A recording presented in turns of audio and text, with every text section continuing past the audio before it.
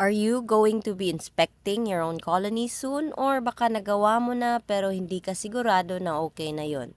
Today, I will show you how to inspect your hives as a beginner. So gear up and prepare. These are the must-have items: bee veil, hive tool, smoker, and torch. Optional na magsuot ka ng long sleeve clothes para di masyadong mabilad sa init and medyo maprotect ka sa stings. Medyo kasi nakakalusot pa rin. Optional din ng mag-gloves, and I use these gloves compared to the thick ones. Lulusot pa rin yung sting pero mas mafe-feel nyo kasi na may bees and naiiwasan na maraming maipit, which happens a lot if medyo makapal yung suot mo. More bees na naiipit, the more maging aggressive sila, and we don't want that. I think the bees find it weird na plastic ang material, so nagdadalawang isip sila na mag-sting. But that doesn't mean that they won't, so careful pa rin. May importance po talaga sa gloves when handling many colonies, but I will save that for another video kasi mahabang usapan. Next is prepare your smoker. I assume na alam nyo na ang purpose in using one, so I'm not going to explain further. And also, I don't use this all the time, but will use this for demonstration sake. I use egg tray cartoons. Mas better din na mas pabagahin nyo pa yung cartoon compared sa ginawa ko in this video. Give it a few puffs and make sure na mausok siya. Hindi ko masyadong nagawa in this video. So first, check if your hive is okay. Check if there are pests like ants or lizards. And then, give it a few puffs sa entrance. Tapos, open the top cover slowly. Check if the queen is there. So, all good. Queen's not here. Put this aside. And then, make sure you're not blocking the entrance. So, position yourself at the side or at the back. And then, we get our smoker and puff them. I usually start where there's more space, so I started there sa divider. Also, this video is not sped up or slowed down para you can see how calmly you should move while inspecting. So, we lift it up slowly like this, making sure na walang maiipit. Check the sides para hindi ka masting. So, as you can see, this is a food frame. Maraming food. Walang eggs. And we check the other side. It's also food. No queens, no eggs, no brood. It's good that they have food. Put this aside. And then we proceed to the next one. Slowly lift it up. Check. So at first we can't see exactly what we're looking at. So sometimes we need to check the other side as well. So it's the same, no queen. So I'm going to go where there's sunlight so I can check easily. And yes, we can see there's brood, freshly laid eggs in larvae. Let's zoom. I'm going to zoom in a bit. So, pag hindi nyo nakita ang queen but you see these eggs, yung parang straight na puti, it's a sign na the queen was laying eggs 1 to 3 days ago. Like this one. These are 2-day-old eggs. So, it's a sign na naglay yung queen 2 days ago or 1 day ago. Tapos may mga larvae pa. And this is a very good sign kasi maganda yung pattern ng laying niya. And this frame is what we call an open brood since wala pa nasil yung eggs. So let's proceed to the next frame. Puffing it again kasi nag-gather na naman sila ulit. Slowly, hindi pa natin nakikita yung queen but I think she's just there. So here you can see there's sealed brood. And slowly check the other side. And there, you see her? There's our queen running around the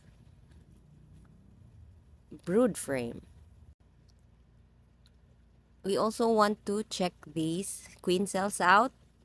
Right now, it's empty. We need to make a habit na sirain to para hindi mapalitan yung mga queens nyo na healthy pa. So, check the sides, the bottoms. Sometimes, nakatago yan or may mga bees na nag-gather so hindi nakikita. If you ask me how I should arrange this, I'm going to put this frame next to the last frame kasi mostly it's already sealed, so medyo konti na lang yung tatarabahuin nila. And the way I arrange it kasi is if there's more work to be done, it should be in the middle or next to the food.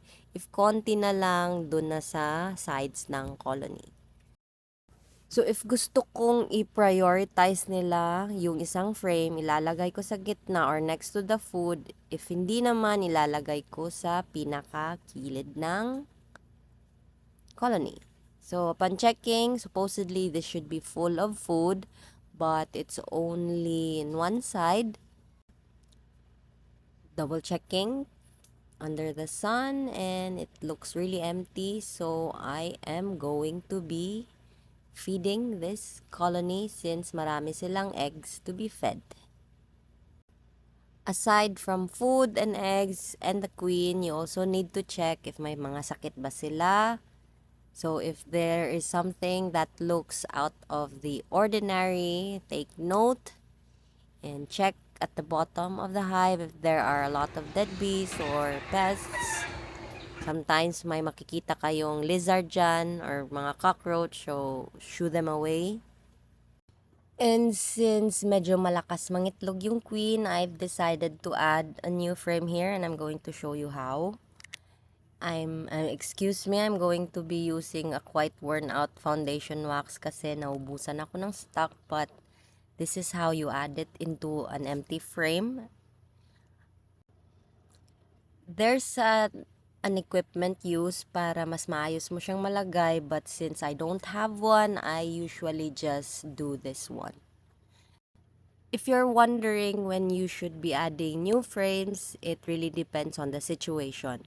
If malapit na mapuno yung cells for new eggs or for food, then it's really time na mag-add kayo.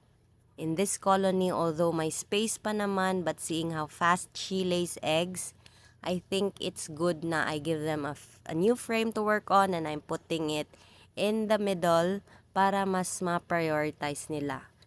And since maraming resources needed to build a new frame, I will supplement them para di sila mahirapan.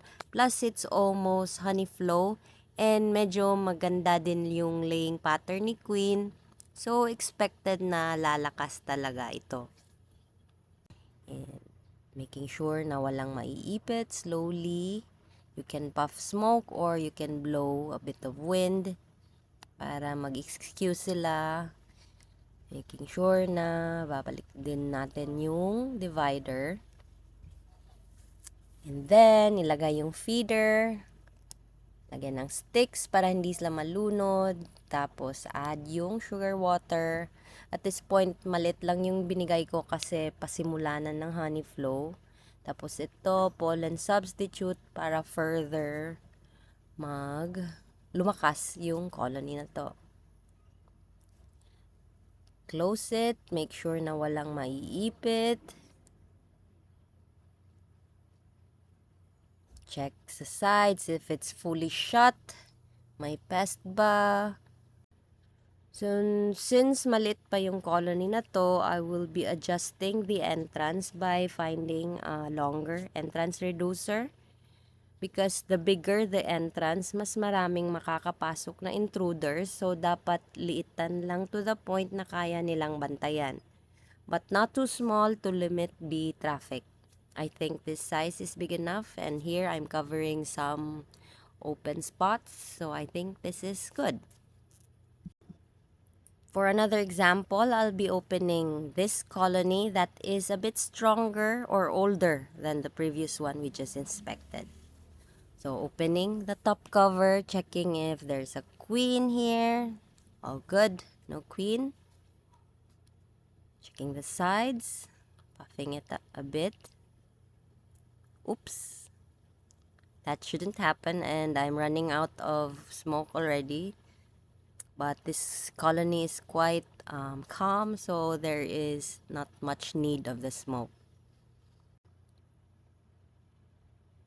So slowly lift them up like this.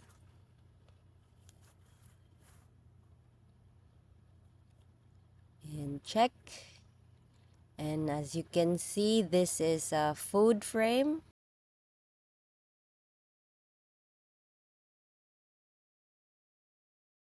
So it's a good sign na maraming silang food. And proceeding to the next frame.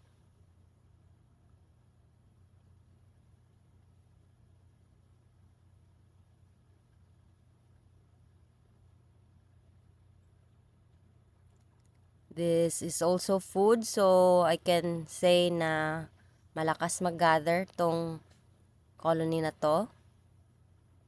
Wala pa akong nakikitang brood. It's good that they have food.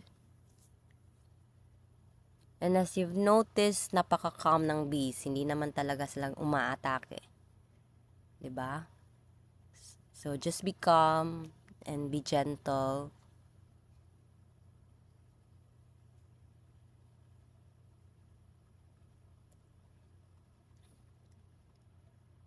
This one has, as at first you could see may mga sealed na brood. Tapos din dito, same. And the queen is there with the blue color, 27. And check sa sunlight for eggs. Let's see. Yep, there's larvae. So, this is good kasi may steady supply of brood din. So, most of it, maybe just around 20% is sealed. And the rest will be sealed soon. So, make sure na safe si queen. Hindi maiipit kasi sayang yung 2,500. Next frame. And wala rin tayong nakikitang sakit. This one has more sealed brood. Kaso yung laying pattern niya is not as much. And here, may maraming emerging bees. So, happy birthday bees. May dalawa in this clip. Check if my queen cells na need sirain. Wala. Check din sa other side. So, yes.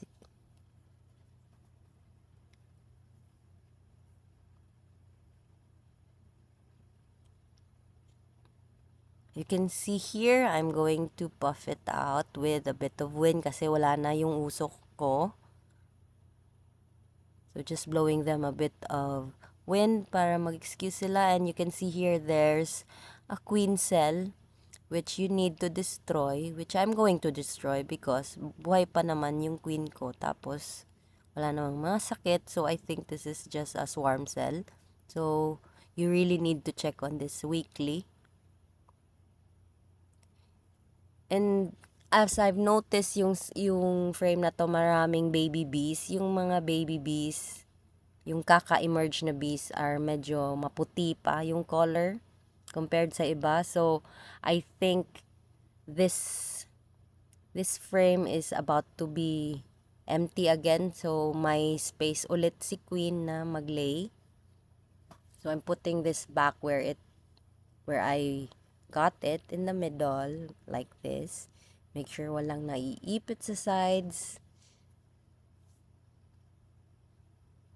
Okay, zoom out and looking at the last frame. This should be food. Although marami na siyang food. Yes, you can see my pollen. So this is good. Pollen is really important for brood rearing. So it's a good combination of pollen and food. So we have one, two, three frames of food and 2 frames of brood. Is this full? Not really, but it's about to be full, and I think this colony prioritizes in gathering food rather than making brood. So should I add more frames? Yes, you can, and yes, you may not yet. But my approach will be, since may isang frame na maraming emerging bees, so may space pa si queen na mag-lay ng eggs. So I will just let them prioritize muna on working the available frames before adding another new frame, maybe next week. May food din sila, so there's no need for feeding. So I think I'll just give them another frame next week and everything is good at this point. The colony is not very fast at producing brood, pero malakas silang kumuha ng food, which is also good. So I'm sealing them and all is good. For reference, this is what a closed brood or sealed brood looks like. That has a very good laying pattern, halos lahat ng cells na itlogan, and sealed and with very minimal yung mga empty spots. This, on the other hand, is what you call a mixed brood frame. So my brood plus my food, honey and pollen, and my eggs din na sealed or unsealed. The next common question is, kailangan ba mag-feed? If yes, gaano karami? Actually, depende yan. But just to sustain a colony, for reference, this is a frame. If may laman food around the sides per frame, that means may enough food sila but hindi marami. You can support them by giving 250 ml of sugar water for a 3 to 5 frame colony or more para mas lalong lumakas sila.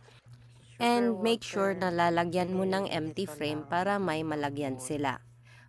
But if may isang frame sila na katulad nito, puno ng food, I think this is good enough for 2 to 3 frames of brood, so there is no need to feed them sugar.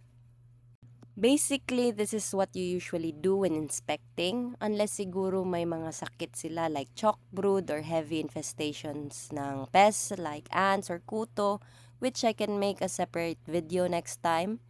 Sa mga examples kasi na pinakita ko, both are very healthy colonies and very calm, so madali lang sila i-handle.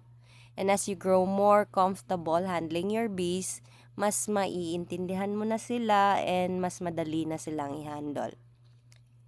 Like paano sila i-arrange or how much you're going to feed them, like a lot of those. I hope nakatulong ang video na to, and if you have any more questions, let me know. Bye!